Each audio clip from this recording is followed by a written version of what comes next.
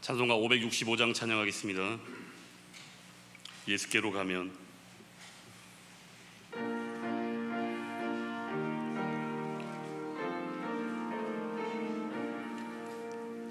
예수께로 가면 나는 기뻐요. 걱정 근심 없고 정말 즐거워. 예수께로 가면 나는 기뻐요. 나와 같은 아이 부르셨어요. 예수께로 가면 맞아주시고 나를 사랑하사 용서하셔요. 예수께로 가면 나는 기뻐요. 나와 같은 아이 부르셨어요. 예수께로 가면 손을 붙잡고 어디서나 나를 인도하셔요. 다 함께 일어서시겠습니다. 예수께로 가면 나는 기뻐요. 나와 같은 아이 부르셨어요. 3절입니다. 예수께로 가면 손을 붙잡고 어디서나 나를 인도하셔요. 예수께로 가면 나는 기뻐요. 나와 같은 아이 부르셨어요. 여호와께서 시온에서 내게 복을 주실지어다. 너는 평생에 예루살렘의 번영을 보며 내 자식의 자식을 볼지어다. 이스라엘에게 평강이 있을지로다. 아멘. 존귀하신 하나님 아버지, 오늘도 복된 어린이 주일을 허락하시고 예수 그리스도의 이름으로 아버지 앞에 모여 예배를 드리게 하시니 감사를 드립니다. 주의 백성된 우리가 주의 이름을 찬송하고 경배할 때에 어린아이와 같이 순전한 믿음을 허락하시고 순전하고 신령한 젖을 사모하게 하여 주옵소서. 예배 가운데 변화되어진 심령을 통하여 하나님 아버지께 영광 돌리는 시간 되게 하여 주옵소서. 예수 그리스도의 이름으로 기도하옵나이다. 아멘. 전능하사 천지를 만드신 하나님 아버지를 내가 믿사오며 그 외아들 우리 주 예수 그리스도를 믿사오니 이는 성령으로 잉태하사 동정녀 마리아에게 나시고 본디오 빌라도에게 고난을 받으사 십자가에 못 박혀 죽으시고 장사한 지 사흘 만에 죽은 자 가운데서 다시 살아나시며 하늘에 오르사 전능하신 하나님 우편에 앉아 계시다가 저리로서 산자와 죽은 자를 심판하러 오시리라. 성령을 믿사오며 거룩한 공예와 성도가 서로 교통하는 것과 죄를 사하여 주시는 것과 몸이 다시 사는 것과 영원히 사는 것을 믿사옵나이다. 아멘. 다 함께 자리에 앉으셔서 찬송가 79장으로 하나님께 찬양을 올려드립니다.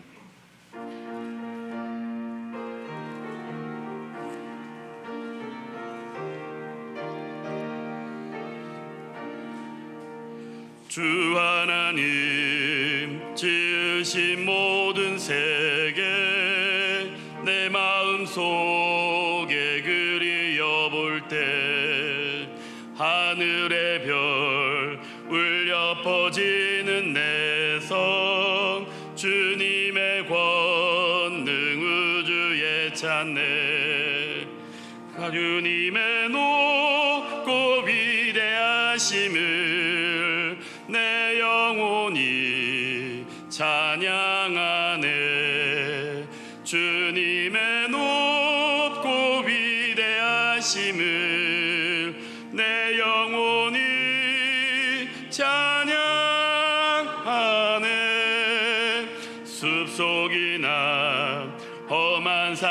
골짜기에서 지저귀는 저 새소리들과 고요하게 흐르는 시냇물은 주님의 솜씨 노래하도다. 주님의 높고 위대하심을 내 영혼이 찬양하네. 주님의 높고 위대하심을 내 영혼이 찬양하네. 주 하나님 독생자 아낌없이 우리를 위해 보내주셨네. 십자가에 피 흘려 죽으신 주 내 모든 죄를 대속하셨네. 주님의 높고 위대하심을 내 영혼이 찬양하네. 주님의 높고 위대하심을 내 영혼이 찬양하네. 내 주 예수 세상에 다시 올 때 저 천국으로 날 인도하리. 나 겸손히 엎드려 경배하며 영원히 주를 찬양하리라. 주님의 높고 위대하심을 내 영혼이 찬양하네. 주님의 높고 위대하심을 내 영혼이 찬양하네.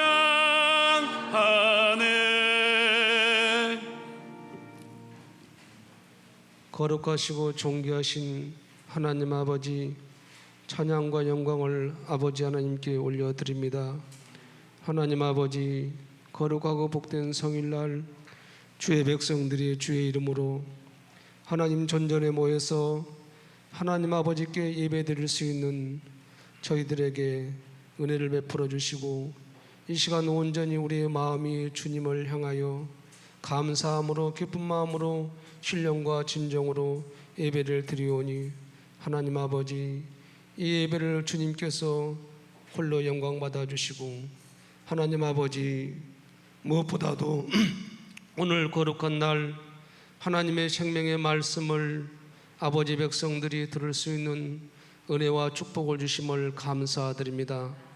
하나님 아버지, 코로나 바이러스 전염병 때문에 온 세계가 많은 사람들이 힘겨운 삶을 지금 살아가는 가운데 있사오니, 하나님 아버지, 속히 신학이 개발되어 많은 사람들이 또한 치료함을 받고 모든 나라와 모든 백성들이 하나님 아버지, 주님이 원하시고 주님이 기뻐하는 뜻이 무엇인지 깊이 우리가 생각하면서 이 시대에 하나님이 원하시는 뜻이 무엇인지 분별하면서 살아갈 수 있는 하나님 아버지 백성들이 될 수 있도록 은혜를 베풀어 주옵소서.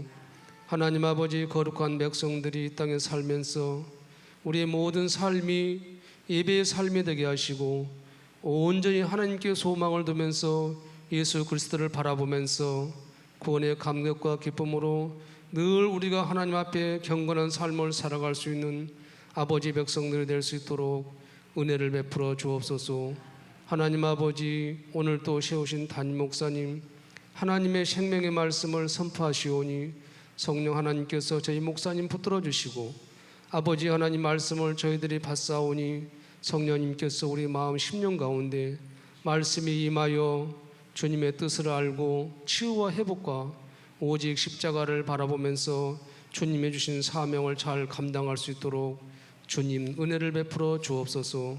아버지 하나님께서 세우신 저희 하늘의 교회, 하나님의 말씀이 생명 있는 교회가 되게 하시고, 오직 빛 대신 예수 그리스도를 높이면서 하나님의 영광을 드러내는 아름다운 저희 하늘의 교회가 되게 하시고 오직 구원의 역할, 사명을 잘 감당하여 주님 앞에 아름답게 귀하게 쓰임받고 영광 돌릴 수 있는 교회 되게 하여 주옵소서.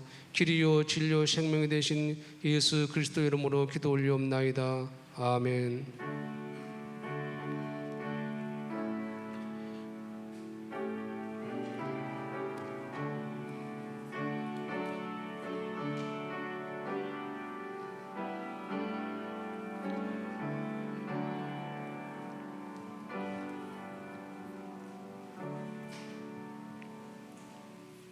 오늘 우리에게 주신 하나님의 말씀은 마태복음 5장 1절부터 12절까지의 말씀입니다.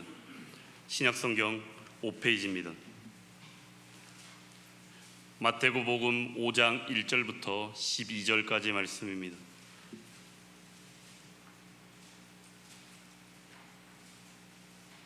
다 찾으셨으면 한 목소리로 함께 합독하도록 하겠습니다. 마태복음 5장 1절부터 12절까지의 말씀입니다. 예수께서 무리를 보시고 산에 올라가 앉으시니 제자들이 나온지라.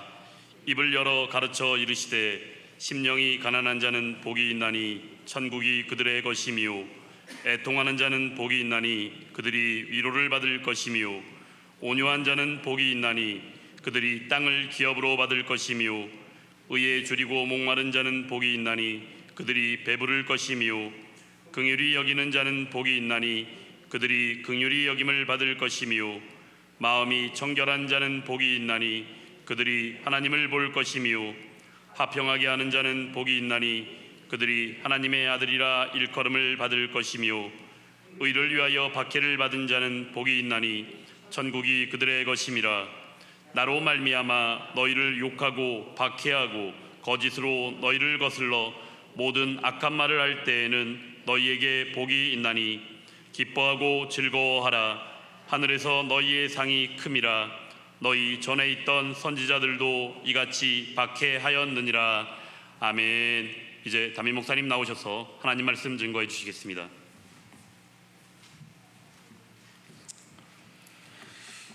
오늘은 꽃주일 어린이주일입니다. 어린아이가 죽은 자가 그러니까 신앙의 가정이죠. 신앙의 가정에서 어린아이들이 죽었는데 이 아이가 구원을 받습니까? 교리적으로 어떻게 받아들여야 됩니까? 또 이제 저희 은사 되는 분이 세계적인 석학이잖아요. 또 조직신학자니까 서철원 교수는 어떻게 주장을 합니까? 하고 질문을 하면서 다윗의 그 밧세바를 통하여서 낳은 첫 아들 죽었을 때와 그 압살롬이 죽었을 때의 다윗의 모습에 이해를 들면서 이 목사님은 유아가 죽으면 구원받지 않느냐 하는 측면으로 설교를 하고 싶어서 나름대로 준비를 하면서도 혹시 교리적으로 문제가 되는 건 아닌가 하는 것 때문에 저한테 질문해 왔습니다. 여러분은 어떻게 생각하십니까?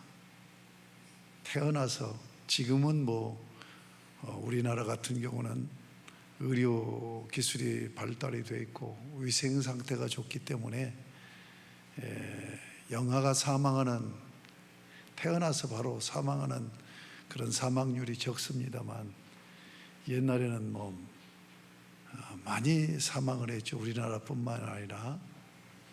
그런데 그 영아들이 구원을 받느냐 못 받느냐 하는 문제, 상황적으로 내 아이가 죽었어요. 근데 이 아이가 예수를 믿지 않았기 때문에 지옥 간다고 하면 그 슬픔이 얼마나 크며 상실감 속에 살겠느냐 하는 얘기입니다. 여러분은 어떻게 생각하세요? 예수를 믿어야 구원을 받는다고 하는데 인격적으로 예수 그리스도의 인격을 믿음으로 영접지 않았는데도 구원을 받을 수 있느냐 하는 얘기입니다.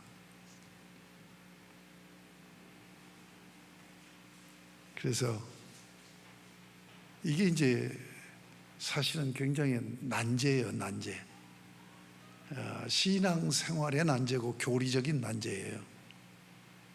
그럼 교리는 어떻게 얘기하고 있고 성경은 어떻게 얘기하고 있느냐? 난제라니까요.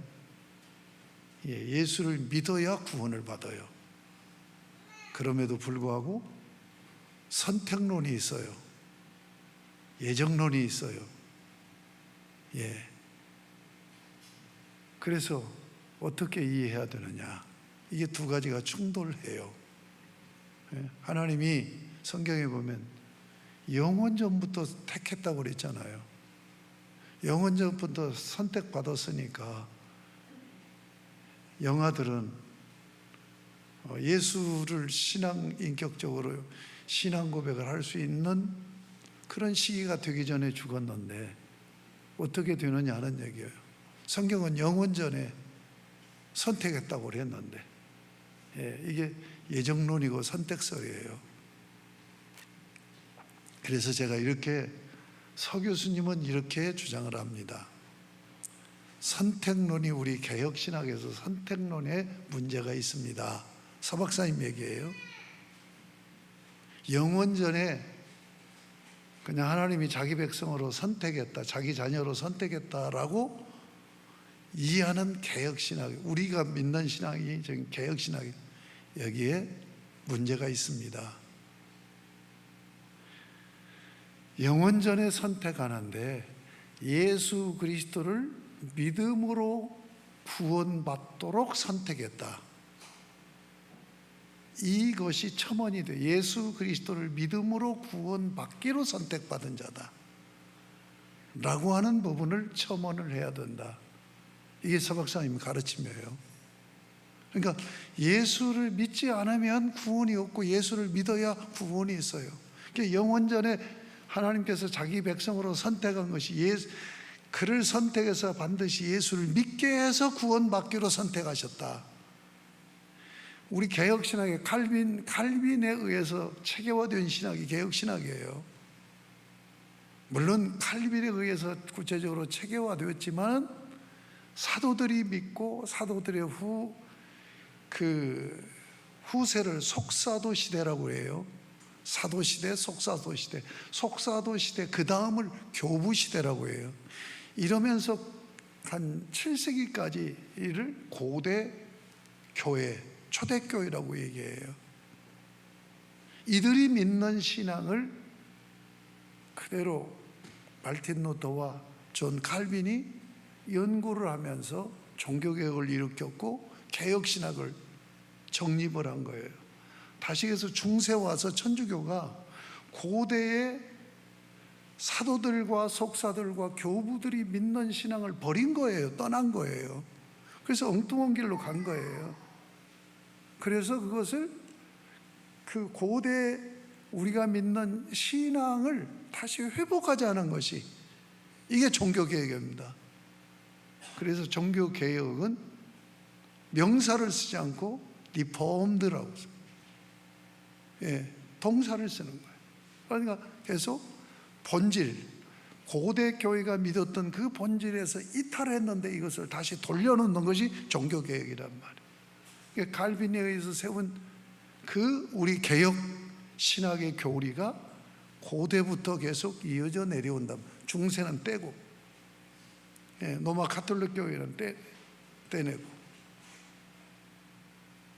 자, 그런데 이 교리도 우리가 사람이 성경을 연구하면서 묵상하면서 교리를 세운 거예요. 왜 교리를 세우냐면 공동체 교회를 건강하게 세우려고 그러는 거예요. 그러니까 동일하게 같은 교리를 가지고 같은 신앙 고백을 해야 교회 공동체가 건강하게 세워지지 않아요? 교리 세운다. 신학을 하고 교리를 세운다는 게 다른 게 아니에요. 교회를 세우기 위한 거예요.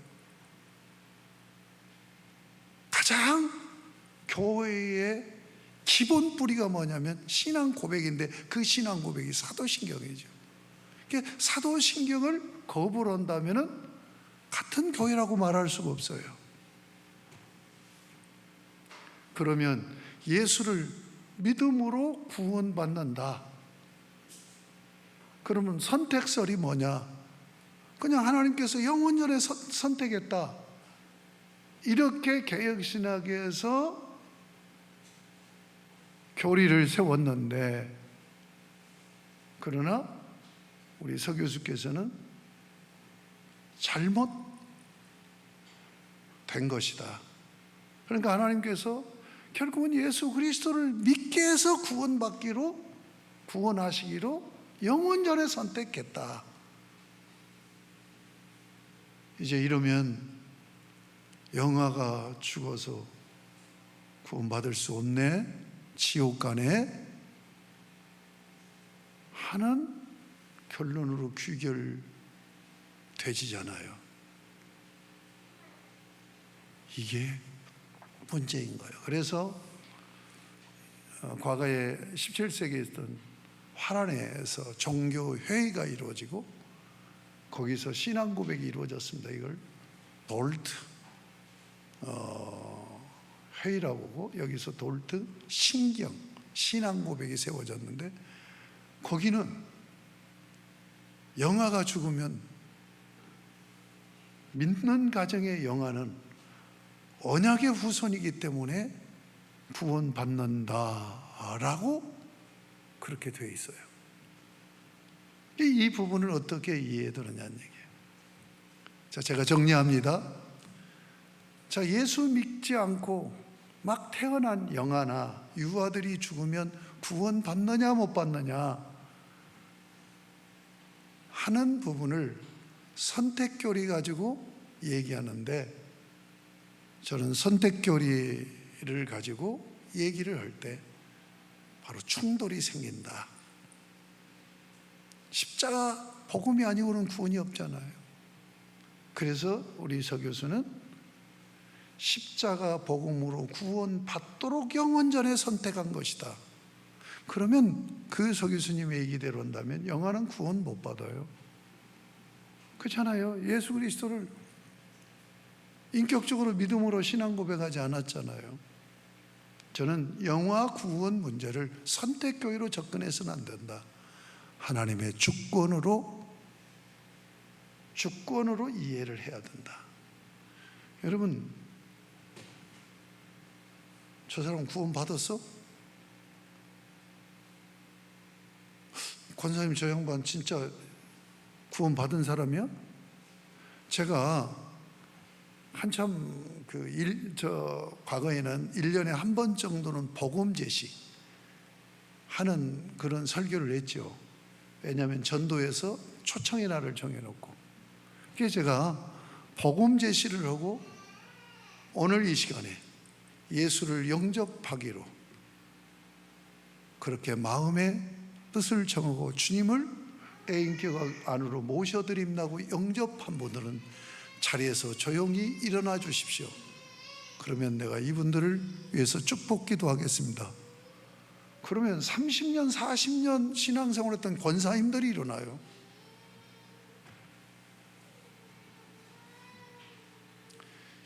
여러분, 내가 구원받고 하나님의 자녀가 되고 하나님의 백성이 돼서 천국을 상속으로 유언받고 영생을 선물로 받았느냐 하는 부분은 나와 하나님만이 알아요.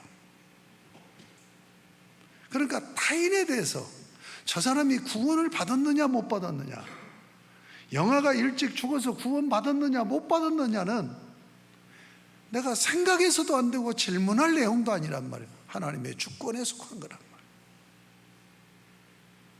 그런데 나는 아는 거예요. 나는. 왜? 내가 예수 그리스도를 인격적으로 영접한 그런 영적인 경험을 가지고 있기 때문에, 그래서 구원의 그 경험을 주셔서 우리에게 구원의 확신을 주시는 거예요. 그런데 저 사람이 구원받았느냐 못 받았느냐는 누구도 모르는 거야. 하나님만이야. 하나님의 주권에 속한 거라는 얘기예요. 아시겠습니까? 가령 가룟 유다가 예수를 팔아요. 그때 예수님께서 너 지옥 간다라고 얘기하잖아요. 차라리 나지 아니하였으면 좋을 뻔하였느니라. 이 말씀으로 끝이에요. 그러니까 영아가 구원을 받았느냐 못 받았느냐 하는 부분은 하나님의 주권에 달려있는 부분이다. 하나님이 구원하실 수도 있고 하나님이 구원을 안 하실 수도 있고. 예? 우리는 태아가 엄마 뱃속에서 태아가 자랄 때 그게 뭘 알아듣고 뭘 그러느냐 이렇게 생각하잖아요. 그런데 막 임신해서 아이가 잉태되면 다 얘기를 듣잖아요. 그래서 태아 교육을 그렇게 중요시 여기잖아요. 하나님께서 강권적인 은혜를 주셔서 영아에게 우리는 모르지만 예수를 믿게 하실 수도 있지 않느냐는 얘기예요. 이게 하나님의 주권적인 역사라면 할 수 있지 않느냐는 얘기예요. 그러니까 영아가 구원받았냐 못 받았냐는 우리의 관심 마크로 하나님의 주권에 맡기자 이거예요. 이해가 되십니까? 오늘 어린이 꽃주일이기 때문에 어제 또 그 목사님께서 질문을 하셔서 서 교수님은 어떻게 생각하신 교리 조직신학에서 어떻게 얘기를 하시나요? 해서 제가 서 교수님의 얘기를 그냥 대답해 드렸는데 제 의중은 얘기하지 않았어요. 그러니까 저는 하나님의 주권에 맡겨야 된다. 이게 노마서의 가르침이에요. 이걸 뭐라고 해서 토기장이의 비유로 얘기했잖아요. 이 사람아, 네가 네 귀에 감히 하나님을 힐문하느냐. 토기장이가 그릇을 만들 때 자기 원하는 대로 만들지 않겠느냐. 이게 노마서 구원론에서 마지막으로 말씀하신 하나님의 주권을 선포하는 거예요. 이 부분을 잊지 않으셨으면 좋겠다 하는 말씀으로 말씀을 드립니다.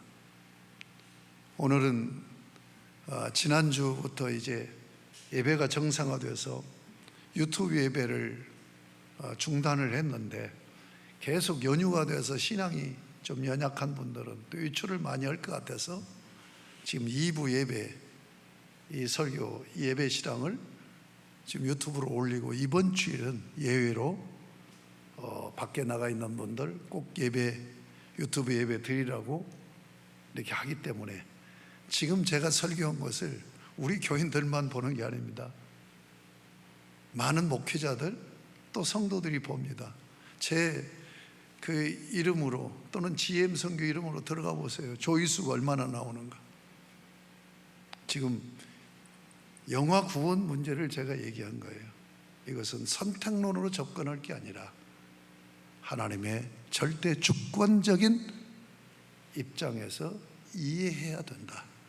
그래서 우리의 구원은 하나님의 주권 속에 있는 것이고 나에게 예수님을 영접한 영적인 경험을 주셔서 확신을 갖게 하셨기 때문에 누가 구원받았느냐 못 받았느냐는 절대로 이건 논의의 대상도 안 되고 생각할 이유가 없다. 나의 구원의 확신만 가지고 살면 된다. 아멘이십니까? 자, 꽃주일이지만 계속해서 마태복음을 강의하도록 하겠습니다. 여러분, 오늘 예배부터 정말 설교를 진지하게 잘 들으시기 바랍니다. 마태복음 5장에서 7장까지가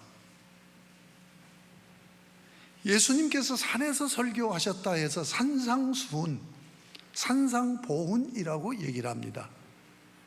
그러나 마태복음 5장에서 7장까지는 새 언약 백성에게 주신 율법 선포입니다.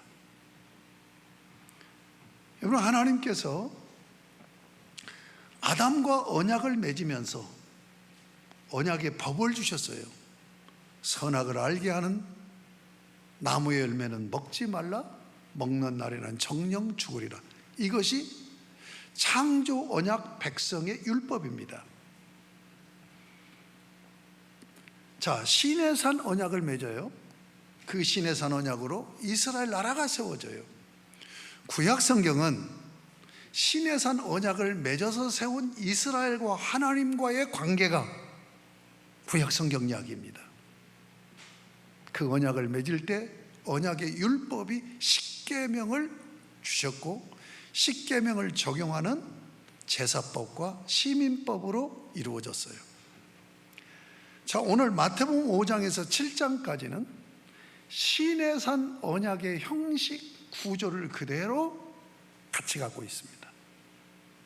그래서 시내산 언약을 맺어서 세운 이스라엘이 하나님의 율법을 깨뜨리고 반역을 한 거예요. 그래서 예수 그리스도를 보내셔서 종말에 구원자로 오신 예수 그리스도, 이분을 통해서 새 언약을 맺어요. 그래서 새 언약으로 세워진 공동체가 교회입니다. 그러니까 5장에서 7장까지는 교회의 존립의 근거가 되는 하나님의 법이다. 다시 해서 교회인 우리, 교회를 다니는 우리들이 신앙생활을 어떻게 해야 되느냐 하는 그 법을 5장에서 7장까지 말씀하고 있다. 그래서 저는 감히 우리 신약 백성들, 교회 성도들은 산상수훈적 신앙생활을 해야 된다. 새 언약의 율법을 준수하는 신앙생활을 해야 된다. 그러므로 마태복음 5장에서 7장까지는 너무너무 우리에게 중요한 거지요. 이게 기본 법이에요, 법. 예. 그래서 이 법을 순종하면서 살아야만이 교회라고 말할 수 있고 구원받은 하나님의 백성이라고 말할 수가 있단 말이에요. 과거에 성경 암송들을 막 하는 그룹들이 있었어요. 우리 교회도 그 유 집사님 누구지? 장 집사님, 유 집사님 부부 있잖아요. 또 있네. 에? 나 이제 나이가 먹으면 이렇게 교인 이름도 잘 크게 얘기해봐요. 누구요? 예? 예, 유순민 집사님. 이 유순민 집사님이 그 탤런트 정, 우리 사모하고 친한 그분이랑 그룹이 되어가지고 성경 암송반을 내서 시편을 다 암송하고 노마서 한 권을 다 암송하고, 유순민 집사님 그런 분이에요. 근데 그 성경이 중요한 게 아니에요. 마태복음 5장에서 7장까지를 암송을 해야 돼요. 제가 이 말씀을 드리는 것은 여러분이 지금 마태복음 5장에서 7장까지를 한 10주 정도 거의 걸려서 설교를 해 나갈 겁니다. 마태복음 5장에서 7장까지를 암송하는 마음으로 읽고 또 읽고 읽고 또 읽고, 그리고 설교를 잘 새겨 들으시고 유튜브를 통하여서 제 설교를 계속 반복해 들으시면서 우리가 어떤 존재이고 우리가 어떻게 살아야 되는 존재인가를 확실히 알고 신앙생활을 잘 하셨으면 좋겠다 하는 말씀을 드립니다. 제가 이 산상수훈 새 언약의 율법의 구조를 계속 말할 거예요. 간단하게 얘기합니다. 5장은 십계명과 같은 위치에 있는 율법입니다. 새 언약의 율법이에요. 6장 7장은 제사법과 시민법으로 되어 있는, 지금 출애굽기서 제사법이 1계명에서 4계명까지를 적용하는 내위서입니다. 5계명에서 10계명까지를 적용하는 것은 출애굽기 21장, 22장, 23장 3장에 걸쳐 있어요. 출애굽기 20장에서 10계명이 나와요. 그 형식과 동일한 구조를 가지고 있단 말이에요. 그래서 마태복음 5장은 10계명과 같은 위치에 선다. 그리고 6장 7장은 바로 이 10계명을 적용하는 그 적용법과 같은 위치에 선다. 이렇게 크게 두 부분으로 여러분들에게 나눠드리고 계속해서 이 구조를 세밀하게 하나씩 말씀드릴 겁니다. 그러니까 10계명과 10계명 적용법이 시내산 언약의 율법이란 말이에요. 새 언약의 율법도 5장이 10계명과 같은 위치에 있고 6장 7장은 10계명을 적용하는 적용법과 같은 위치에 있다. 구조적인 위치를 여러분에게 말씀드렸어요. 자, 그러면 오늘 본문입니다. 십계명과 같은 구조를 가지고 있는데 왜 팔복이 맨 먼저 언급이 되고 있느냐 하는 것은 이 팔복 다음 주 설교를 하면서 말씀드리겠습니다. 팔복의 구조를 살펴보겠습니다. 팔복의 구조와 그 어법의 특성이 있어요. 세 가지를 말씀드리겠습니다. 첫 번째, 지금 이 팔복은 사실은 1절, 2절이 아닙니다. 3절부터 12절까지예요. 3절부터 12절까지 심령이 가난한 자는 복이 있나니, 복이 있다, 복이 있다, 복이 있다, 이렇게 진행되는 거예요. 그런데 첫째로 보면 천국이라는 이 개념으로 시작해서 천국으로 마치는 이것을 수미상관어법, 인크루지브 어법이라고 얘기해요. 자, 3절 보세요. 심령이 가난한 자는 복이 있나니 천국이 그들의 것이며, 시작하죠. 10절 보겠습니다. 의를 위하여 박해를 받는 자는 복이 있나니 천국이 그들의 것입니다. 자, 천국이 그들의 것이며 천국이 그들의 것임이라로 시작해서 마치는 거예요. 아니 목사님, 11절 12절까지 있지 않습니까? 총신대 교수 중에 서강대에 나와가지고 저 남아프리카 공화국 스텔렌보시에서 학위를 받고 오신 김사원 교수라고 총신대 신대원 원장까지 하신 분이죠. 이분은 모든 성경을 구조 분석하는데, 그분이 여러 책을 냈는데 전부 그 구조 분석만 쭉 해놔요. 근데 이분은 구복을 얘기합니다. 팔복을 얘기하는 분도 있고 구복을 얘기하는 분도 있고 십복을 얘기하는 분도 있어요. 그런데 김상훈 교수께서 구복을 얘기하는 것 저는 동의할 수가 없습니다. 여러분 보면은 복이라는 말이 8번 나와요. 그런데 11절 12절을 구복으로 봐야 된다라고 김상훈 교수는 얘기를 해요. 저는 동의할 수 없어요. 11절 12절은 마지막 8번째 10절 의를 위하여 박해를 받는 자는 복이 있나니, 이 복을 부연해서 확대 적용하는 거예요. 11절 12절은. 그러니까 3절에서 10절로 팔복이 구조되어 있단 말이에요. 그래서 수미상관어법, 수미상관, 그러니까 강조하는 거예요. 어떤 주제를 처음 시작을 하고 그 단락의 마지막에 가서 또 그 주제로 맞춰지는, 이것은 그 주제를 강조하는 거예요. 바로 무슨 얘기냐? 팔복은 천국이 뭐예요? 하나님 나라 백성들의 성품을 묘사하고 있는 거예요. 이것이 첫 번째 특징입니다. 자, 두 번째는 이 구조가 팔복으로 되어 있는데 크게 나누면 둘로 되어 있어요. 이 팔복의 핵심 구절은 8절과 9절입니다. 그러니까 성경에서 팔복을 얘기하고 있지만 사실은 하나님의 새 언약 백성들의 성품은 둘로 집약된단 말이에요. 우리 8절 9절을 같이 한번 읽어보도록 하겠습니다. 시작. 마음이 청결한 자는 복이 있나니 그들이 하나님을 볼 것이며, 화평케 하는 자는 복이 있나니 그들이 하나님의 아들이라 일컬음을 받을 것이요. 이게 팔복의 핵심이에요.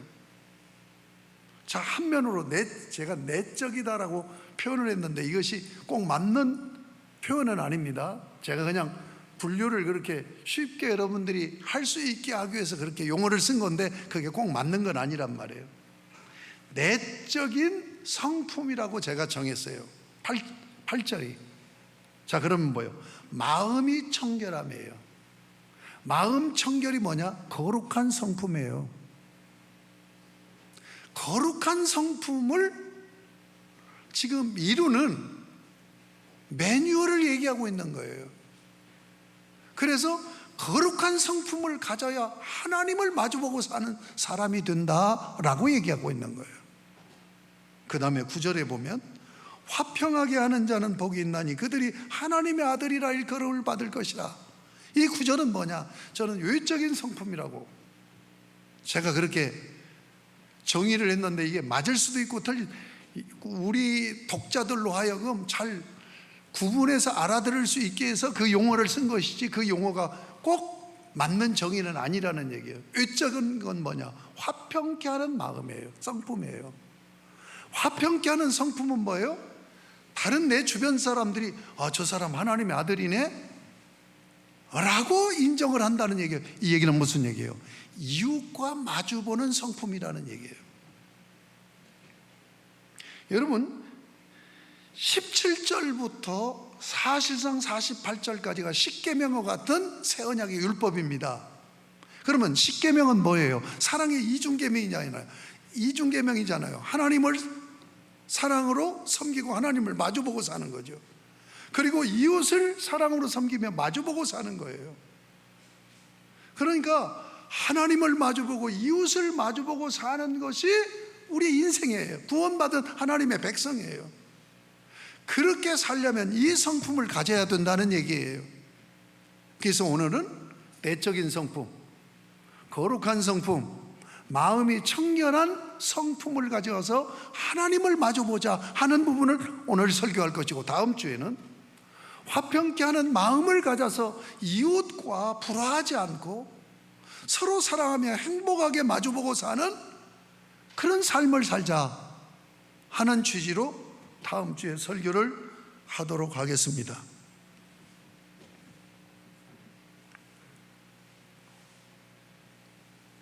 세 번째, 왜 이 성품을 복으로 연결시키고 있느냐 하는 얘기예요. 8번의 반복에서 복으로 지금 연결을 시키고 있어요. 자, 이게 뭐라고 그랬죠? 성품이라고 그랬죠. 하나님을 마주보는 성품, 이웃을 마주보고 사는 성품 개발이에요. 성품을 어떻게 개발할 것이냐는 매뉴얼을 얘기하고 있는데 왜 복으로 연결시키고 있느냐? 이것은 창세기 12장 2절 3절의 시전입니다. 여러분, 창세기 12장 2절 3절을 같이 한번 읽어보도록 하겠습니다. 시작. 내가 너로 큰 민족을 이루고 내게 복을 주어 내 이름을 창대하게 하리니 너는 복이 될지라. 너를 축복하는 자에게는 내가 복을 내리고 너를 저주하는 자에게는 내가 저주하리니 땅의 모든 족속이 너로 말미암아 복을 얻을 것이라 하신지라. 하나님이 아브라함을 부르신 이유를 지금 설명하고 있는 거예요. 그런데 여기서 이 말씀이 굉장히 중요하기 때문에 이 말씀만 갖고 1시간 설교를 해야 될 부분인데 지금 그 시간이 아니잖아요. 그러니까 뭘 지금 주목해야 되냐면, 자, 2절 보세요. 2절 끝에 보면 너는 복이 될지라. 아브라함에게 너는 복이 될지라. 그 다음에 3절 끝에 보세요. 땅의 모든 족속이 너로, 복인 너로 말미암아 복을 얻을 것이니라 하시니라. 이게 아브라함을 부르신 이유예요. 아브라함을 복으로 세워서 아브라함을 통해서 땅의 모든 족속이 복을 받게 하겠다는 얘기예요. 자, 이게 어떤 의미냐? 두 가지 측면이 있습니다. 하나는 아브라함에게 15장 17장에 가보면 제라를 약속하여요. 제라. 이게 창세기 15장에서 여인의 후손할 때 쓴 시드, 영어로 시드죠. 제라. 하나님께서 이 약속이 뭐냐면 종말의 구원자를 보내주실 것이라는 약속입니다. 그러니까 지금 너를 복으로 세워서 땅의 모든 족속이 너로 말미암아 복을 받는다는 얘기는 너의 후손으로 예수 그리스도를 이 땅에 보내셔서 그 예수 그리스도를 믿게 함으로 모든 족속이 복을 받게 한다는 말씀이라는 얘기예요. 그러므로 창세기 12장 2절 3절은 종말론적으로 정말 성도의 공동체, 교회 공동체를 얘기하고 있는 거예요. 그뿐만 아니라 지금 이 아브라함을 믿음의 조상으로 세웠어요. 우리는 믿음의 후손입니다. 그러니까 아브라함에게 하신 이 말씀은 아브라함에게 너의 후손으로 예수 그리스도를 통해서 구원을 이루시겠다는 이 약속만 하고 있는 게 아니란 말이에요. 실제로 네가 복이 되어야 된다는 얘기예요. 네가 하나님의 내 백성으로서 복으로 살아야 된다. 그래서 네가 사는 동안 네 주변 사람들에게 네가 복덩이가 돼서 많은 사람들이 복을 받게 해야 된다. 아멘? 그것이 오늘 우리에게도 그대로 적용된단 말이에요. 그러니까 이 팔복의 성품으로 여러분들이 인격 훈련을 통하여서 복이 되라는 거예요. 그래서 여러분이 복이 돼서 여러분을 만나는 모든 사람들이 여러분들 때문에 복을 받아야 된단 말이에요. 아멘? 그런데 우리 예수 믿는 사람들이 그렇게 사는 사람이 거의 없어요. 복을 받기는요, 시험이나 들게 하고 예수 안 믿는 사람과 똑같은 행동을 취해가지고 상처 입고 이렇게 되어진단 말이에요. 자, 그러면 다시 오늘 하나님과 마주, 그래서 오늘 설교 제목이 하나님과 마주 보며 사는 자예요. 여러분이 하나님과 마주 보고 사는 신앙생활이 돼야 하나님의 백성으로 사는 거예요. 구원받은 자답게 사는 거예요. 그러면 어떤 성품을 가져야 된다고요? 마음 청결이에요. 마음 청결이 뭡니까? 거룩한 성품이란 말이에요.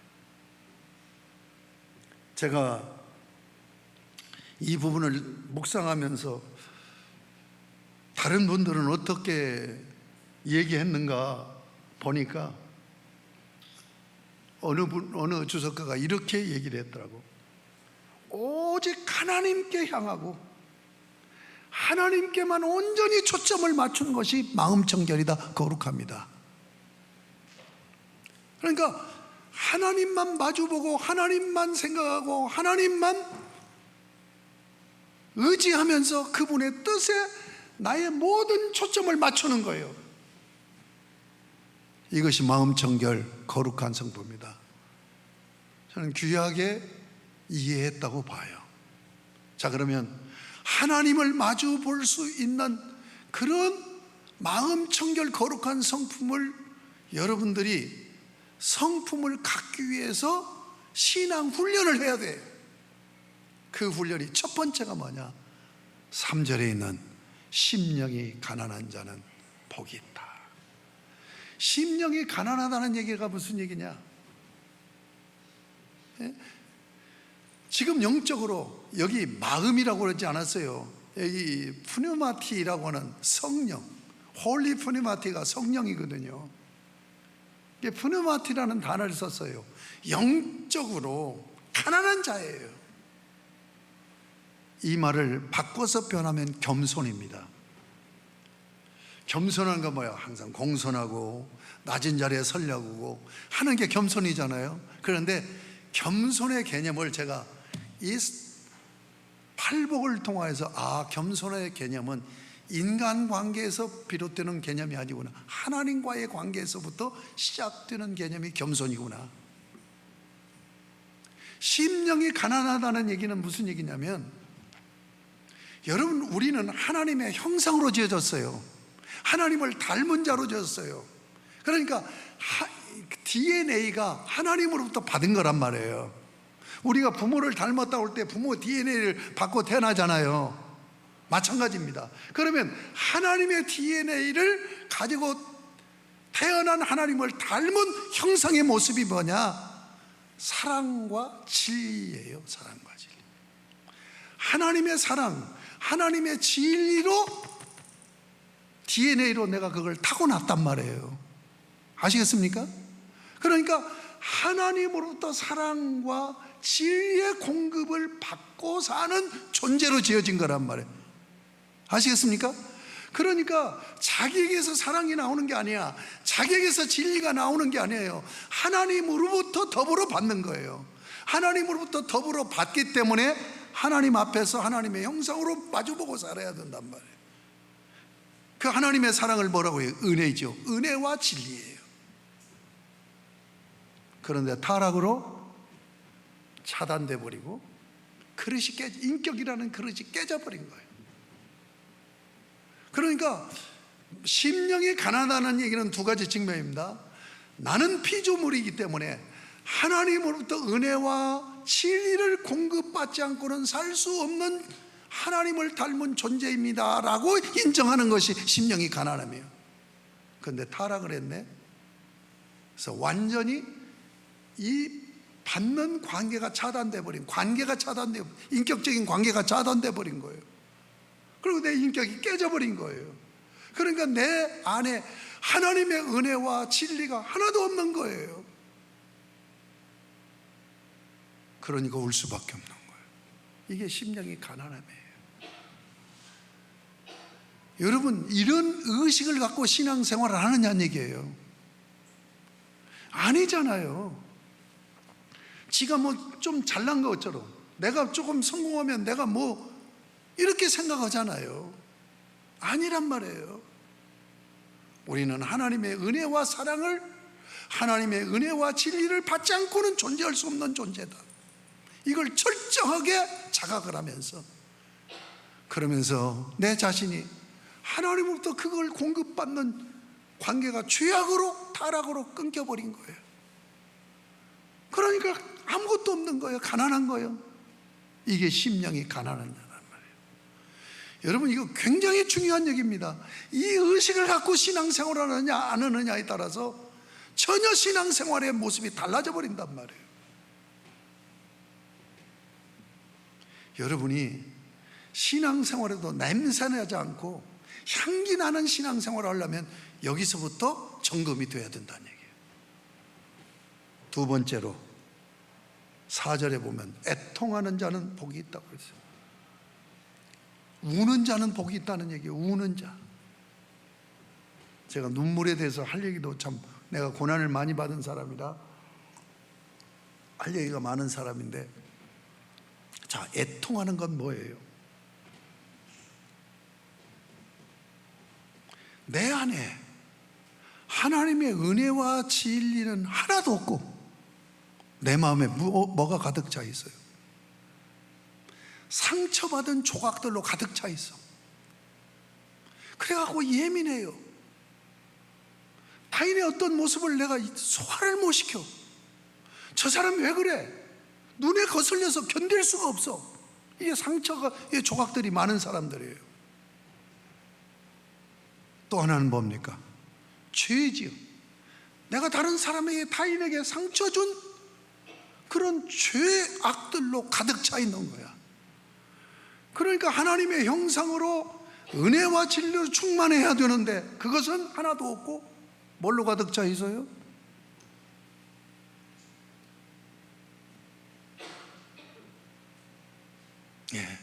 상처의 조각들로 내가 타인에게, 하나님에게, 이웃에게 잘못한 죄로 가득 차 있단 말이에요. 이것을 깊이 자기 마음을 들여다보고 우는 자예요. 이게 회개입니다. 회개하는 거예요. 자복하는 거예요. 그래서 쏟아내는 거예요. 여러분, 기도하면서 이 회개의 눈물의 기도가 상실됐다면 여러분은 마음 청결하기가 쉽지 않습니다. 잡다한 오만 잡다한 것으로 가득 차 있는 거예요. 신앙생활 잘해야 됩니다. 이거이 안 되면은 영적으로 여러분이 하나님과 마주보면서 교제가 이루어지지 않는다니까요. 그런 걸로 가득 차 있는데 그걸 보지도 않고 쏟아낼 생각도 안 하고, 그리고 자기가 대단한 사람인 양 착각하고 산단 말이에요. 그걸 심각하게 받아들여야 됩니다. 세 번째 보면 6절입니다. 5절은 건너뜁니다. 왜 5절을 건너뛰어야 되는가 다음 주에 말씀드립니다. 의에 줄이고 목마른 자는 복이 있나니. 세 번째, 의에 줄이고 목마른 자는 복이 있다. 자, 여러분, 이게 그래서 저는 팔복을 제가 깊이 묵상하면서 우리 신앙 인격 훈련을 하는 매뉴얼이구나 하는 것을 생각하면서, 또 한편으로는 영성의 출발이구나. 불교 영성은요, 애통하는 것, 애통도 않지. 예? 마음 비운다라고 얘기하잖아. 마음 비운다. 비우는 영성이에요. 그런데 주님은 뭐라고 했어요? 비워놓고 깨끗이 소재하고 나면 7 귀신이 와서 자리 잡는다고 그랬죠. 이제 마음을 비웠으면 채워 넣어야 되죠. 채워 넣어야 되죠. 그래서 의에 줄이고 목마름이에요. 의에 줄이고 목마름도 2가지로 생각을 해야 돼요. 하나는 나를 구속하신 예수 그리스도의 십자가 구속의 의를 사모하는 거예요. 그래서 예수님의 십자가만 생각해도 눈물이 나고, 예수님의 십자가가 고백되어지는 찬송만 불러도 가슴이 울렁거리는 이 사람 뭐예요? 의에 줄이고 목마름에 서 있는 자예요. 2번째는 뭡니까? 하나님 말씀이에요. 하나님 말씀을 성경에 보면 송이꿀같이 달게 여겼다. 헐떡거리면서 하나님의 말씀을 사모했다라고 얘기하잖아요. 그러니까 십자가 은혜를 사모하고 하나님의 말씀을 사모하는 마음이 의에 줄이고 목마른 마음이란 말이에요. 그럴 때 여러분의 뭐예요? 은혜와 진리로 가득 채워지는 마음이 되어진단 말이에요. 여러분, 제가 사실은 복 하나하나씩을 가지고 강야를 하고 싶어요. 이거 너무나 중요하기 때문에. 제가 깊이 묵상하면서, 설교 준비하면서 묵상하면서 내 마음이 울컥울컥하면서 말씀을, 여러분 얼마나 정말로 십자가를 사모하고 하나님의 말씀을 사모하면서 삽니까? 이 사모함이 나타나는 것이, 이것이 경건생활이에요. 경건생활. 경건생활을 해야 된단 말이에요. 주일날 교회 한번 나와서 예배드리고 예수 안 믿는 사람과 똑같이 세상적으로 살아버린다고 한다면 이건 그리스도인의 삶이 아니에요.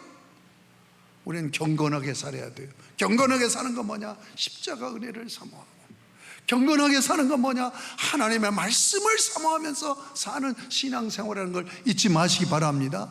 그러면 주님의 십자가 은혜가 여러분의 마음에 채워지고 하나님의 말씀이 의로 여러분의 마음이 채워질 때 그 상태가 뭐냐? 마음 청결한 상태란 말이에요. 이게 거룩한 상태예요. 여기에는 뭐예요? 순도, 얼마나 순수하느냐예요.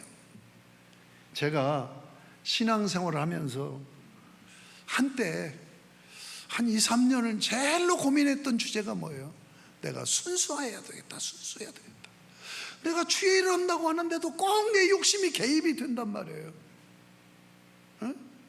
정말 주님만을 생각하고 주님 영광만을 생각해야 되는데 내 욕심이 개입이 돼요. 내가 잘했다, 내가 이렇게 능력 있다, 내가 뭘 이루었다, 이런 욕심이 꼭 개입이 된단 말이에요. 100% 하나님의 영광을 위해서가 아니라. 그래서 내가 뭘 잘했는데 그걸 칭찬받지 못하면 내가 괴로운 거예요. 이럴 때 과연 주님이 나를 기뻐하시겠느냐는 고민을 한 2, 3년 동안 엄청나게 제가 했어요. 사랑하는 여러분, 마음 청결은 오직 주님만 생각하고 주님에게 초점만, 주님의 영광만을 생각하면서, 아멘. 그때 주님은 여러분을 만나 주신단 말이에요. 주님과 함께 마주대하는 거예요. 여러분, 마음 청결해서 하나님과 마주보는 삶이 무엇으로 나타나요? 지난주 설교했죠. 2가지요. 예배와 동행입니다. 진정으로 예배자가 되는 거예요. 진정으로 주님과 함께 걷는 동행자가 되는 거예요. 여러분, 이러한 신앙생활이 되어지면 여러분의 신앙 인격은 고상한 인격이 돼서 오늘 이 본문을 가지고 10년만 한번 훈련해 보세요. 여러분이 어떻게 달라지는가. 나는 여러분이 가장 가까이 있는 사람으로부터 존경한다는 그 고백을 듣게 될 것이라고 믿습니다. 여러분, 하십시다. 신앙생활 그렇게 하시자고요. 아멘. 말씀을 맺습니다. 하나님을 마주보고 신앙생활을 해오셨습니까? 오늘 이 매뉴얼을 가지고 이 말씀을, 그래서 제가 여러분에게 이렇게 말씀드리고 싶어요. 거울에다가 이 팔복을 예쁘게 새겨가지고 붙여놓으세요. 얼굴만 보지 마시고 겉모양만 보지 마시고 거울을 볼 때마다 이 말씀을 읽고 묵상하고, 그러면서 내 속사람을 체크해 나가면서 이매뉴엘대로 훈련해서 여러분들이 달라지실 수 있기를 바랍니다. 제가 정말 저에게 숙제예요. 제가 80, 90 됐을 때 저분은 참 존경할 만해. 이런 모습으로 비춰져야 될 테인데, 목사까지 하고 은퇴해서 내가 뭐 일찍 가버리면, 은퇴하자마자 가버리면 제 숙제는 끝나는 거죠. 그런데 80, 90까지 산다고 한다면, 아니 목사님이 어떻게 저래? 사모님이 어떻게 저래? 이런 소리들은 먼지 날리고 악취 풍기는 인생이 아니라 향기를 드러내는, 저분은 연세가 들어서도 가까이 가고 싶어, 이런 거룩한 하나님의 백성으로 성숙되어질 수 있기를 주님의 이름으로 축복합니다. 하나님 아버지, 이 복음을 증거하면서 이 부정한 종이 이 말씀 붙들고 몸부림치지 못한 것을 회개하고 고백합니다. 주여 긍휼히 여겨 주시옵시고, 목사라고 하는 자가 하나님과 마주보고 사는 신앙생활이 되어야 되는데 너무나 세속화되어 있는 것을 고백합니다. 주님 긍휼히 여겨 주시옵소서. 주님 마주보고 주님과 함께 동행하며 친정한 예배자로 서서 아버지 하나님께서 변화시켜 주시는 거룩한 성품을 가지고 아버지 하나님으로부터 칭찬 듣고 많은 주변 사람들에게 참으로 존경받는 신앙생활이 되어질 수 있도록 주의 은혜를 베풀어 주시옵시고, 우리 사랑하는 성도들에게도 그러한 은혜를 허락하여 주시옵소서. 예수님의 이름으로 기도드립니다. 아멘.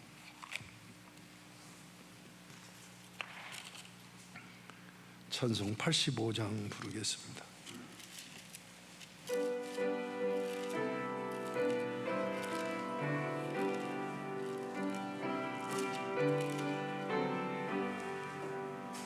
구주를 생각만 해도 이렇게 좋거든. 주 얼굴 배울 때에야 얼마나 좋으랴. 만민의 구주 예수여, 야신 이름은 천지에 있는 이름 중 비할 데 없도다. 자매게 하는 자에게 소망이 되시고, 구하고 찾는 자에게 기쁨이 되신다. 예수의 넓은 사랑을 어찌나 말하랴. 주 사랑 받는 사람만 그 사랑 알도다. 사랑의 구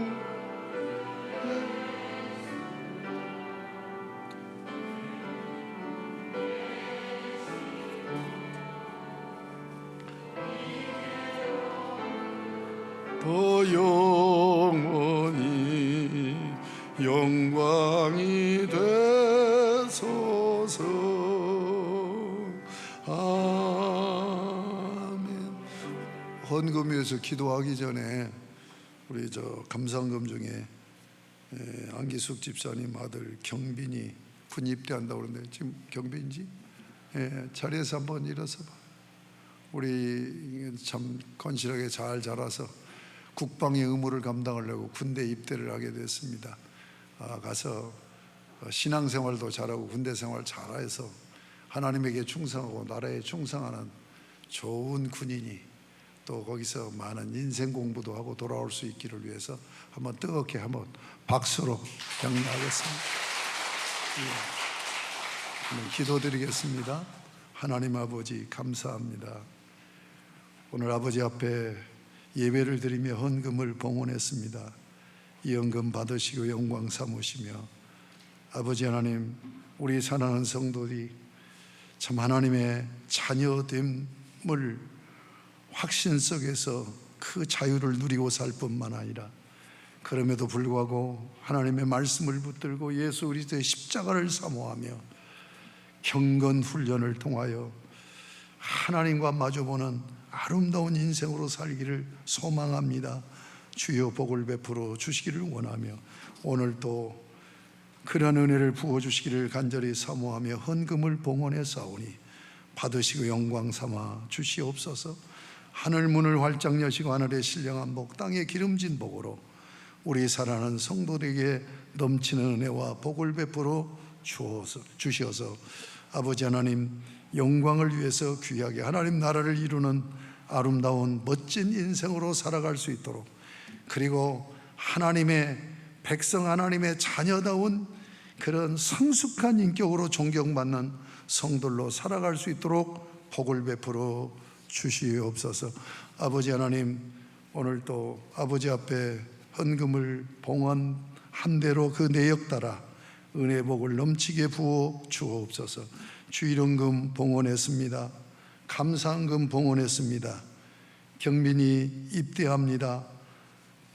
아버지 가는 길에서 제대하고 돌아오는 날까지 늘 함께하여 주시고 믿음 좋은 아들로 주님 의지하며 참으로 훌륭한 군인으로 잘 마치고 돌아올 수 있도록 건강도 지켜 주옵소서.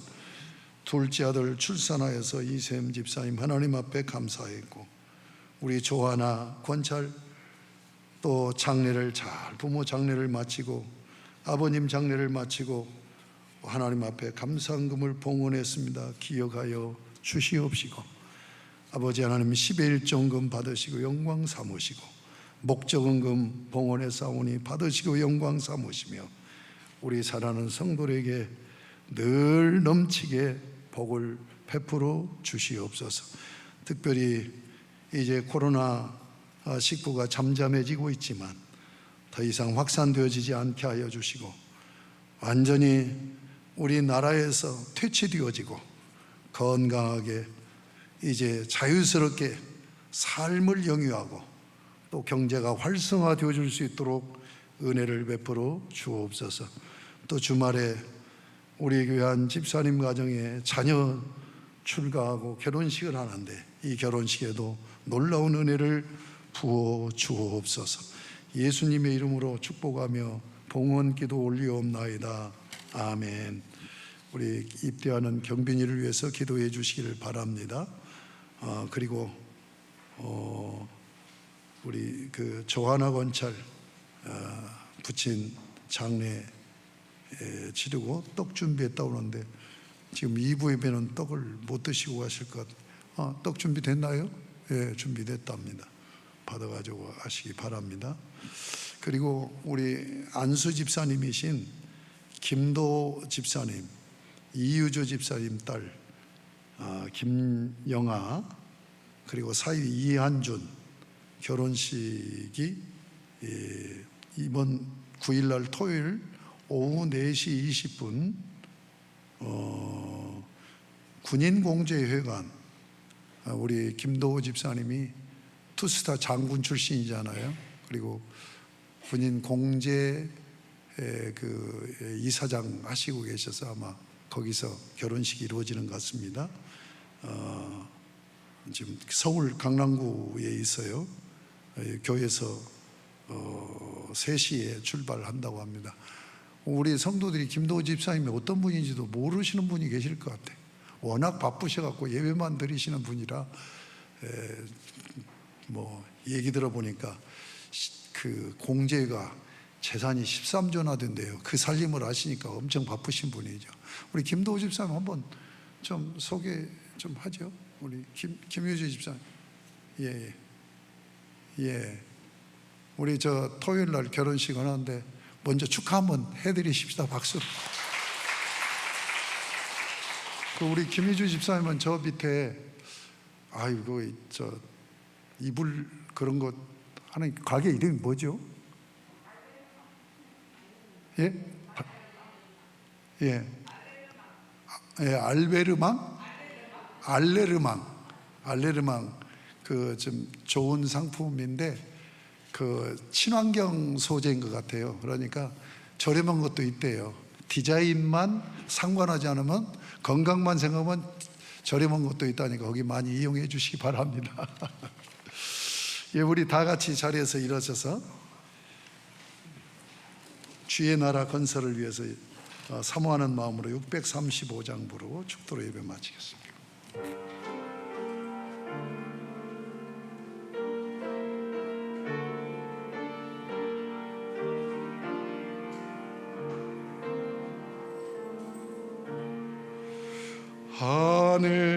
하늘에 계신 아버지 이름 거룩하사 주님 나라 임하시고 뜻이 이루어지이다.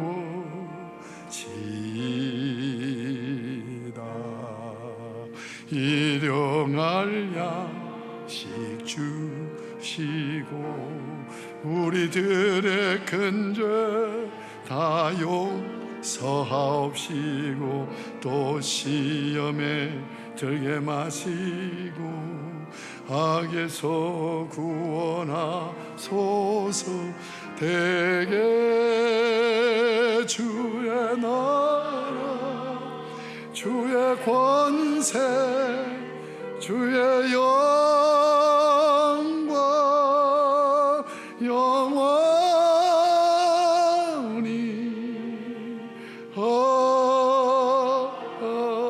아멘.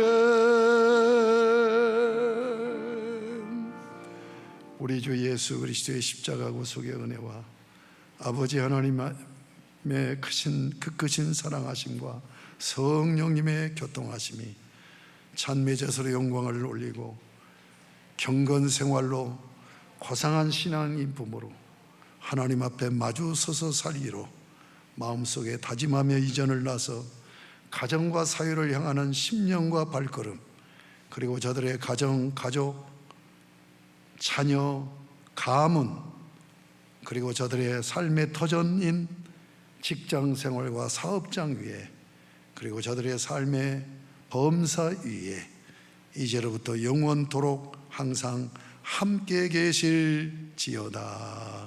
아멘.